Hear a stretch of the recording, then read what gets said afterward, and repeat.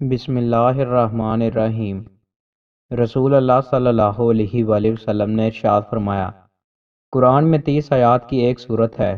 اس نے ایک آدمی کے بارے میں سفارش کی حتیٰ کہ اسے بخش دیا گیا، اور وہ سورہ ملک ہے۔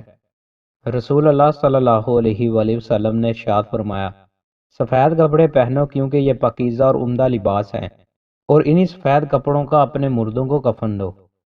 رسول اللہ صلی اللہ علیہ وآلہ وسلم نے ارشاد فرمایا، زیتون کا تیل بطور سالن استعمال کرو اور اس کو سر اور بدن میں لگاؤ، اس لیے کہ یہ بابرکت ہے۔ رسول اللہ صلی اللہ علیہ وآلہ وسلم نے ارشاد فرمایا، تم اس طرح نماز پڑھو جس طرح مجھے نماز ادا کرتے ہوئے دیکھتے ہو۔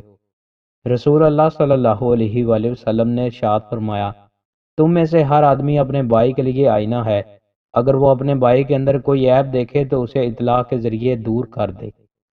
رسول اللہ صلی اللہ علیہ وآلہ وسلم نے ارشاد فرمایا، تمہیں نماز عشاء کی بدولت پہلی تمام امتوں پر فضیلت دی گئی ہے، تم سے پہلے یہ نماز کسی امت نے نہیں پڑھی۔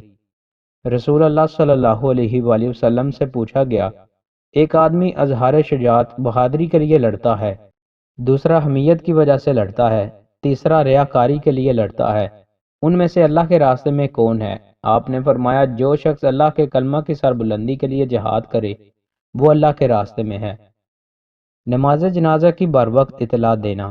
رسول اللہ صلی اللہ علیہ وآلہ وسلم کے زمانے میں ایک شخص کا انتقال ہو گیا۔ رسول اللہ صلی اللہ علیہ وآلہ وسلم اس کی تیمارداری کے لیے جایا کرتے تھے۔ اس کا انتقال چونکہ رات میں ہوا تھا، اس لیے لوگوں نے رات ہی میں اس کی تدفین کر دی۔ صبح ہوئی تو نبی کریم صلی اللہ علیہ وآلہ وسلم کو خبر دی گئی۔